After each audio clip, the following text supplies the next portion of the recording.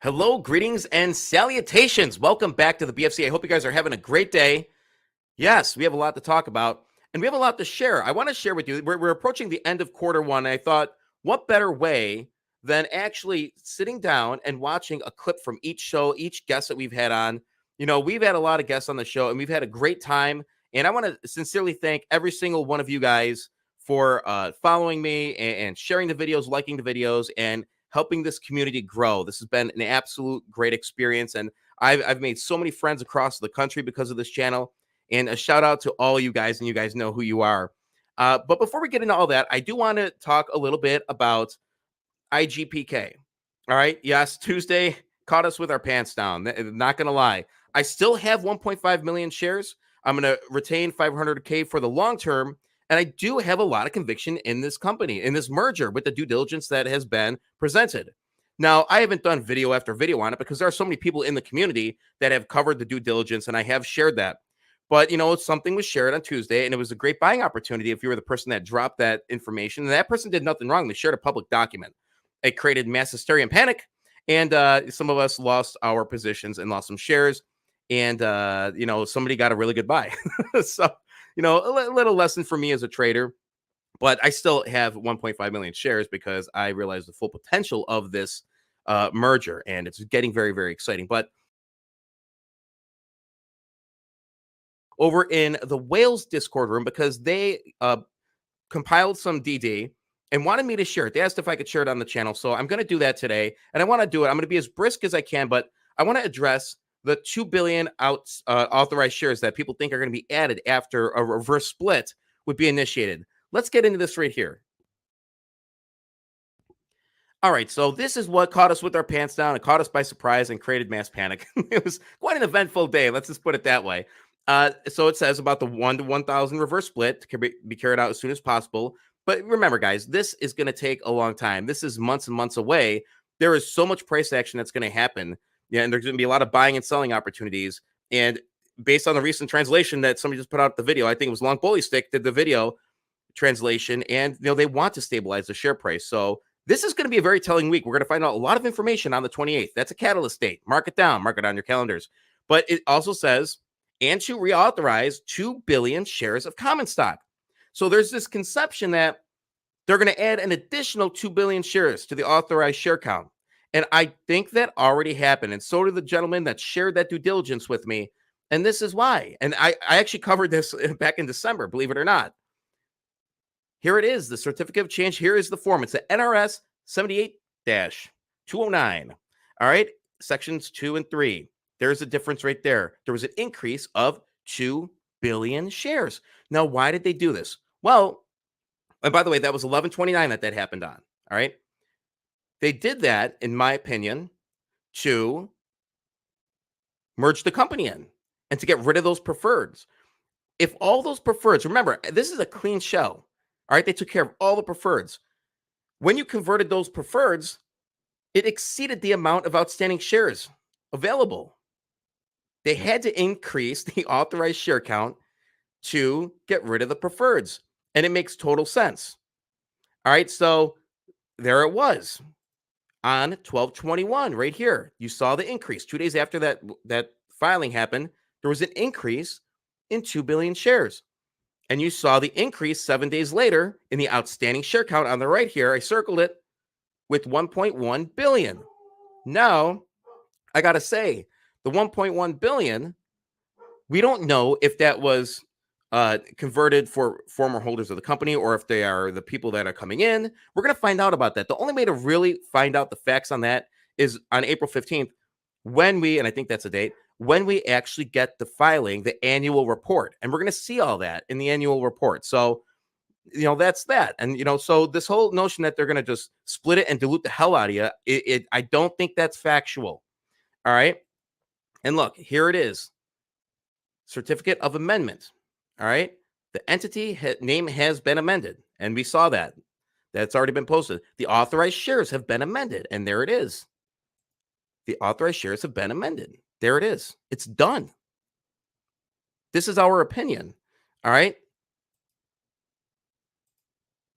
And here's an example. And if they do a reverse split, which it does say in the filing that they intend to do, and by the way, there are companies canceling their reverse splits lately, so maybe they cancel it, maybe they don't, who knows? But when that happens, we will see certificate of change pursuant to NRS 78209. We will see a form like this in section 4 under issuance. That's where they will clarify the reverse split. So it hasn't happened. It's a ways away. There's a lot to be excited for with this one. I'm very excited. We're going to see where it goes.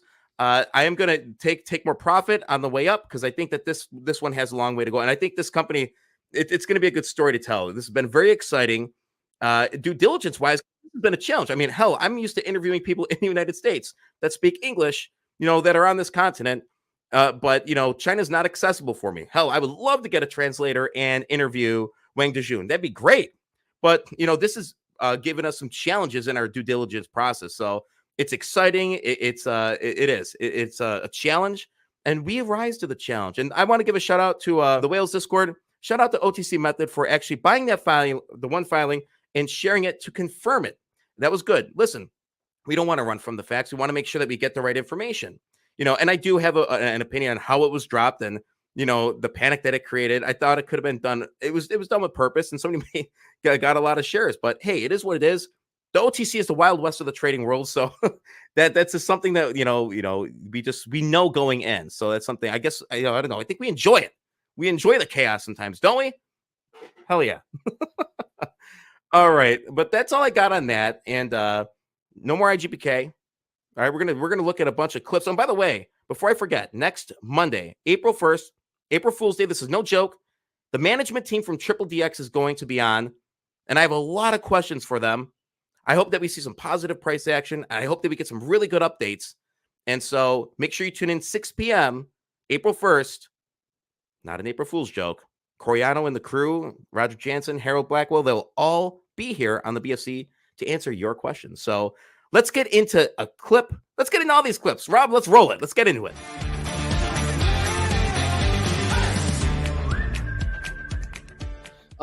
Just stating that we had sold all of our shrimp. So that was a big thing for us, a very successful end to the beginning of, our first, we'll call it real harvest year as a public company.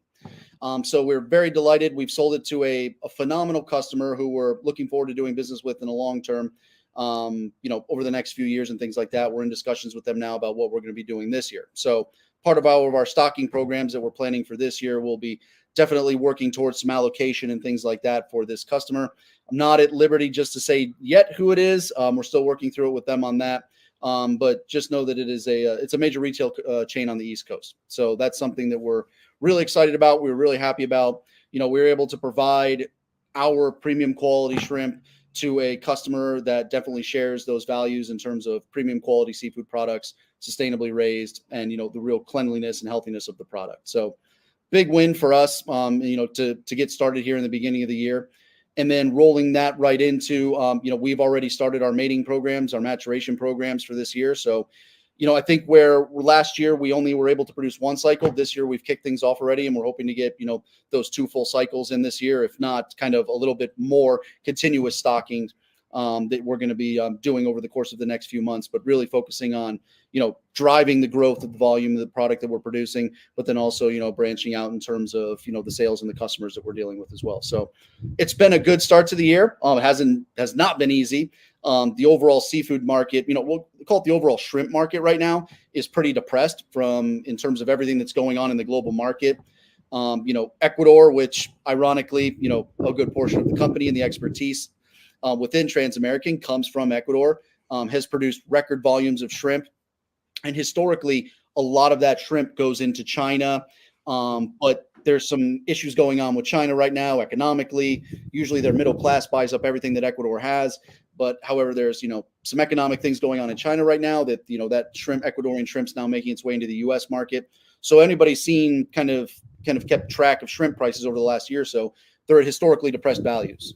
But the good thing for us is, we've always fallen kind of in the price range between what the Gulf shrimp is going for, the Gulf wild shrimp, and what import pricing is. And that pretty much held true to this year. So again, definitely higher than import pricing and coming in right under that Gulf wild price. So we're happy with the price that we got. We think it translates well into, some things that are going on for this year. But, in a tough environment, we were able to produce shrimp, we were able to sell shrimp, and, gain a good customer in the process. So in regards to, you mentioned, Ecuador and the fact that they're losing Chinese business, are you concerned that they may find a permanent, a permanent sale here in the U.S. to all these companies? Is that a concern of yours? I mean, when you look at the whole market of the U.S., consumes between, the various things you see, between 1.6 billion and 2 billion pounds of shrimp a year. I mean, when our farm is up and fully running and we're producing 10 million plus pounds of shrimp a year, do the quick math. It's less than 0.5% of the total, essentially market that consumers for the U.S. shrimp have. So, we are really focusing on the premium quality side of things. We believe that our product is higher quality. It's more transparent. What you're getting, no antibiotics, no chemicals, anything like that. That's an important piece to this whole equation, because right now the U.S. only tests about 1 to 2% of all the imports that come in. So when you think about, you're going to the store and you're seeing that it has a foreign label on it, like produced in XYZ country, know that probably out of the 100 bags of shrimp that you saw there, probably 2 of them actually got tested for antibiotics, chemicals, and things like that. So that's where, there's a market for what we're producing. There's a big market for what we're producing. We're just now scratching the surface of that. So in terms of overall price of the marketplace, I mean, yeah, you always have your commodity pricing and things like that, where an influx of supply is obviously going to meet the demand and it's going to lower the price. But, where we're positioning ourselves and the things we've been able to do this year with getting the product into the marketplace, and now we'll start sending it out to, individuals and things like that as well. I think that, we firmly believe that we have an ability to make this a very big, but yet still niche market. So yes, we're obviously concerned about the overall market pricing, but we're also pretty confident in the product that we're creating and the, place for it in the marketplace.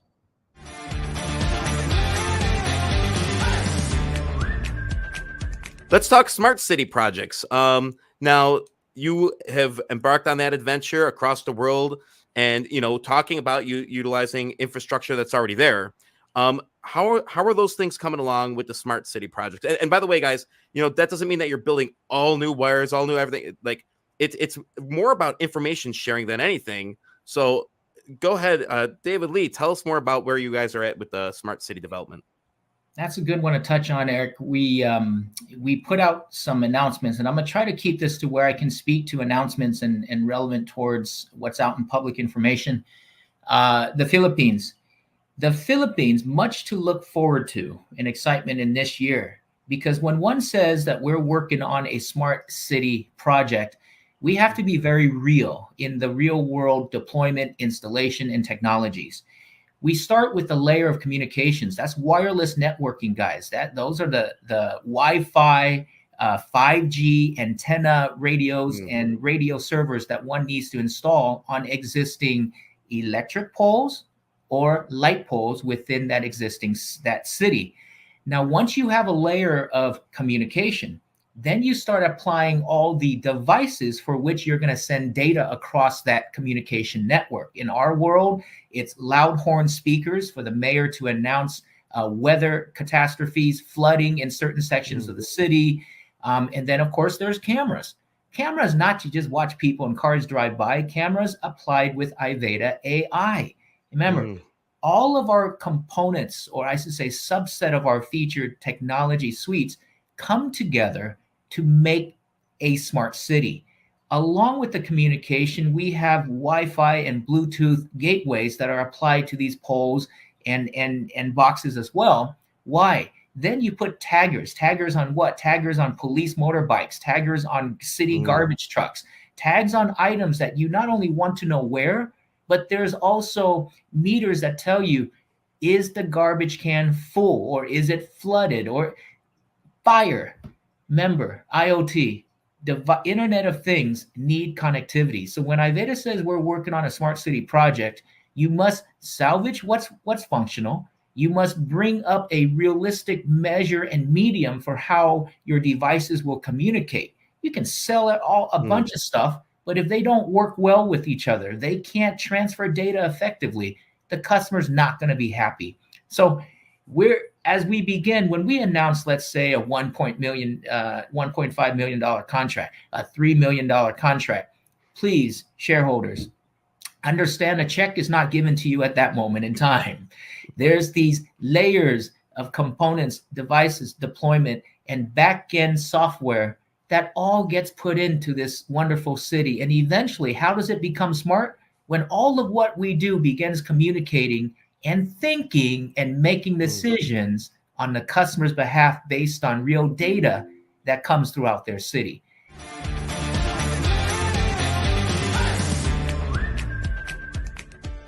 So far, at least, the companies that we've been interacting with, people that we've wanted to do business with, that we want to merge with or acquire, when they come in and they see what we have going on and they get to know us, that generally works for them. So the deals that I'm offering people are very restrictive. Nobody's getting common shares.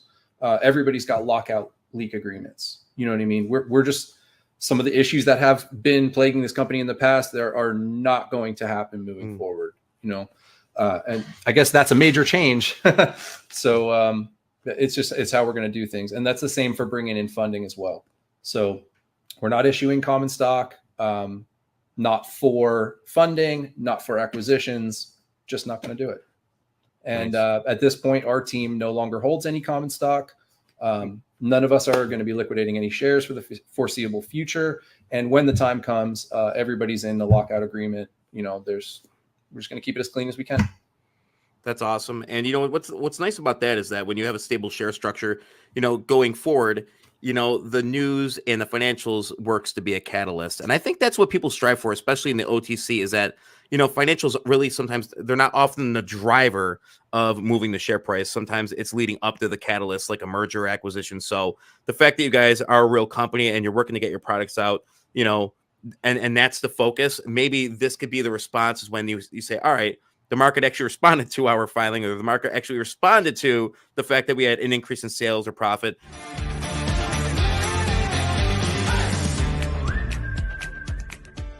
One of the things that people say, oh, I've tried bagasse, doesn't work. Well, I'll tell you what, you haven't tried it with Nutramastic. You haven't tried our technology at all. And I'll tell you what, in bagasse, they'll pee on it, they'll poop on it, they'll lay on it, but they don't eat it. But I'll tell you what, when you give them Nutramastic or you give them SGP Plus, they'll eat it the first time and they'll be back every time. When you look at the videos that are at Jefferson test facility we have, they're standing there waiting for it to come out of the mixer. And then you immediately see number 3 cow pies, which tells you everything you need to know. That's the science. That's what science tells us when the digestive system is digesting properly. And then on top of that, you see no fly larvae in the cow pies. And there's a reason scientifically for that. So we started getting, there's an article that is in the letter to the shareholders that basically showed 2 ranches that were having trouble. And you can read that article for yourself, but they're both scheduled to come out to our place. And that's all because of our guys up in West Monroe. And so the word of mouth has been getting really accelerated. And I even had a guy come in that we're actually running with a dairy over there, and he heard from the dairy, and he came out and he got 2 super sacks. Why? He wants to try it on about 10 cows, and he'll see it quickly.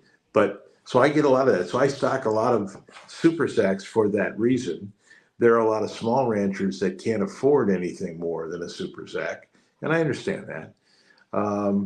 But again, the key is I want the big guys. I want the big guys, and I can only do that by developing what we developed that nobody else has, that I can take that technology and I can put it into a super sack and put it on a flatbed.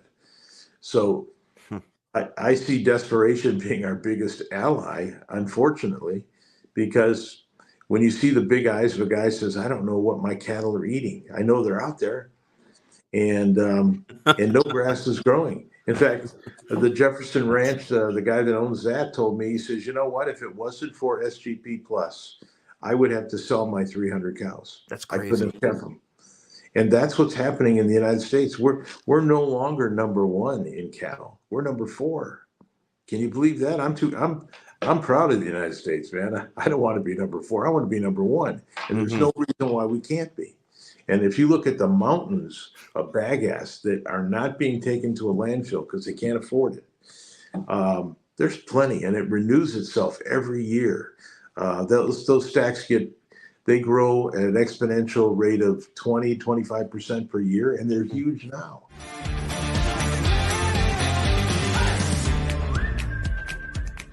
Most recently, 350 million shares of common stock were issued at 350,000 shares of Series B stock of SAML. And this was for the acquisition of Firebug, Georgia Fire and Rescue, Bright Concept Detection and Protection Systems, Bullhead, E-Raptor, the Vehicle Converters, and El Shola. Explain why this is such a strategic move for those subsidiaries as well as for ILUS shareholders. And one thing that I'm having flashbacks to is the different divisions that you were talking about at the shareholder meeting last year. So why is this significant, and why should ILUS shareholders feel content about this? Yeah, so I'll give you a very, very quick answer, and then I'll give you a bit more of a detailed kind of elaboration on it, if I can.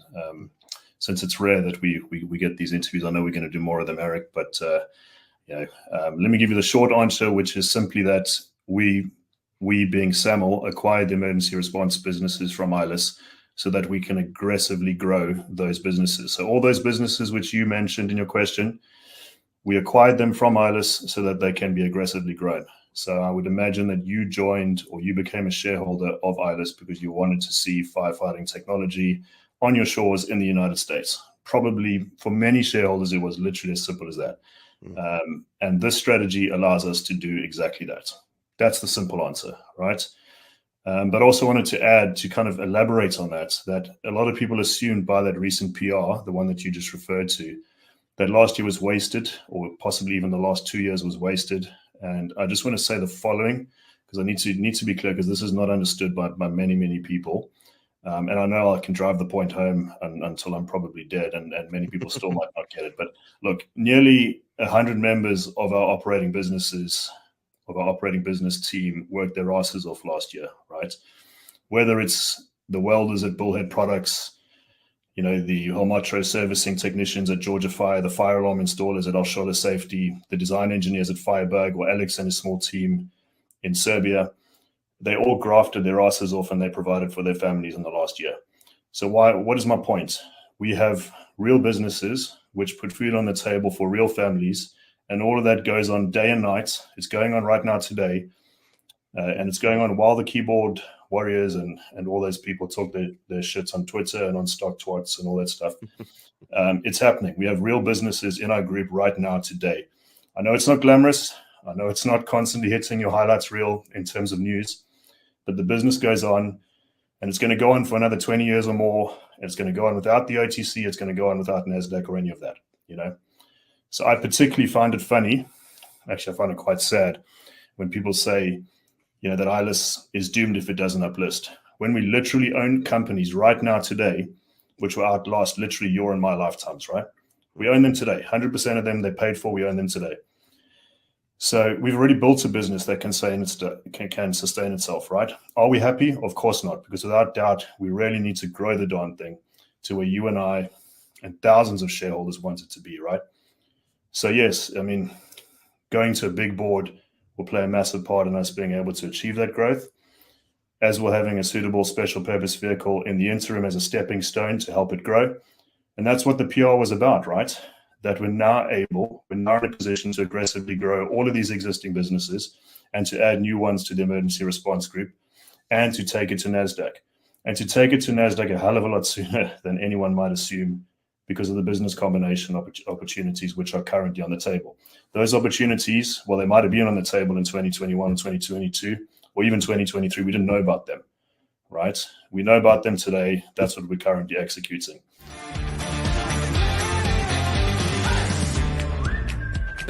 We have a question from Amsterdam, our first international question of the day. Hi, Chris. Why did they choose for restricted common stock and not for preferred shares? Thanks for your time. Yeah, so to be honest, I think this actually helps the company over preferred share structure. The outcome would have been probably the same, whether it's preferred or out. Also, when you do preferred shares, that it really benefits the insiders. And doing common, right? That's all these retail. They're writing this equally. So from a transparency standpoint, I think it's much better for everyone. When you do preferred shares, those really benefit that individual from, there's no dilution, there's no, they're protected. So these guys are totally vulnerable now. So the goal was, everything I do is to try to make sure that the retail investor sees how this benefits them, and it just doesn't benefit these internal guys. So I think that's the main reason.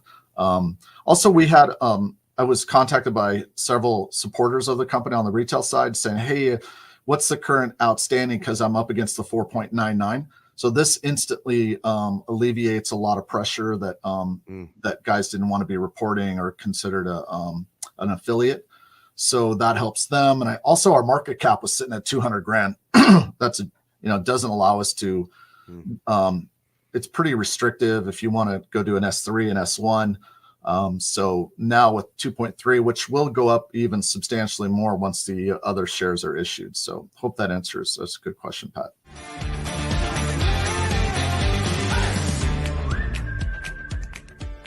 What are your expected 2024 revs, and how much will you be profitable? Are you going to achieve profitability? You did talk about that last time. Yeah. So what I don't want to do is provide projections, because I know it gets you in trouble, I think. So what I can tell you is that we just closed out February. I just got the numbers. And these are not audited, right? These are, an audit becomes with a K and a Q. So this is our internal numbers that get passed on to the CPAs, and they work all their magic. So February was a great month for us. Our final revenue number was around 70 grand. So that was up substantially from January. So we're up about 45% growth. So pretty significant. The burn sat at about, now this is the subsidiary. You got the parent company, which is the public entity. It has all the legal costs, CPA costs, and so on. But sitting at the burns down to about 13 grand total loss, which I think is impressive given in 22 we were burning 500 grand a month. Wow. So from 500,000 to 13 grand total net loss, I think is pretty awesome. So we're close. We're not there yet. But keep in mind, we just turned Lift Kits for Less back on, and that's going to be our primary revenue driver. And so this month, the numbers are very early, but we're tracking significantly this month over last month. But we'll see where this ends up. And obviously, if I'm hoping we're hitting it out of the park, and when I look at on the computer screen, it shows sales. This is the path it's showing. So I'm excited for the future. I'm happy with how the first kind of after officially launching. Keep in mind, this is really in some ways it's you want an amazing shopping e-commerce experience, and I think we've accomplished that. Our website, and I encourage people, especially on the mobile, to go to Lift Kits for Less and look at especially BDS suspension. BDS is the leading suspension, premium suspension company in America for lifting your Jeep, truck, or SUV. And what's unique about suspension is there's a lot of customization, and doing that on the mobile phone is not always easy. And we've perfected that shopping experience, and I'm very excited for that. So when you go and you look at a BDS configurable product, so you can look at the shocks, you can look at the control arms. And so when you select these options, the screen moves, and each product shows up. And our shopping experience on the mobile is second to none. It is literally the best shopping experience. And I will argue it's the best shopping experience for searching for or buying and configuring a lift kit for your Jeep truck or SUV. So I'm excited that's live. We also brought on the largest seller of suspension lift kits. They're on our platform. We haven't made an announcement about this. 10 years in the works to get them to give me the opportunity to sell their products. They're highly protective of their brand, and I'll probably put a PR out about that in the future. But they're a huge manufacturer, and we're loading those products right now. Wow. It's all configurable, so it's a heavy lift, so that so if you just list a product, single image, single SKU, click buy. That's easy. Any e-com website, Shopify, Adobe, WooCommerce, easy, right? So with suspension, specifically suspension, there is all these custom options, and it's difficult to make that flow cognitively and smoothly, and that's what we've perfected, and that's why I'm very bullish on lift kits for less being really successful. And so you go from 40 grand to 70 grand, and now this month, I would not be surprised. And again, I don't want to be pumpy here, but I think on the low end we'll do 100 grand this month, and maybe we'll go from there. So, and I mean, it's a bold statement that you're making, talking about your platform. That is huge. I mean, and you really stand behind it. Clearly. We're a technology company, right? That's really what we are. And we've got this low overhead model, low CapEx model, and tons of revenue potential. The parts industry is big, 500 billion. And so when you look at our model, which is a marketplace connecting the largest part sellers in the world to a consumer or a business, and you look at lift kits for less, and you look at all that combined, this is a $500 billion industry that has not been disrupted or united, if you will. And that's what we're trying. I think that's our mission here, is to bring the industry together. And remind me, how many parts? 16,000? So we started, like I said, when we talked was a week ago, we had 16,000. In the last week, we've added over 5,000 products. We're sitting a little over 21,000, just shy of 22,000 in 1 week. And those are for sale. We have a lot of controls in place now. 21 was a huge year for us, 16 million in revenue, but 5 million in refunds. So we took in $16 million in revenue and then handed back 5 million. Wow. That was catastrophic, all supply chain. But we grew so fast. We didn't have great systems ensuring profitability and watching margin on every single product. So today we do. We use a lot of technology and a lot of automation. So when an order comes in, it automatically sends that, it processes the orders automatically, puts in the tracking automatically. And so we're just in a much healthier position from an operational standpoint, from a technology standpoint. We're able to integrate with everybody from a technology standpoint. We're really, in the auto parts industry, we're at the top of the food chain when it comes to tech.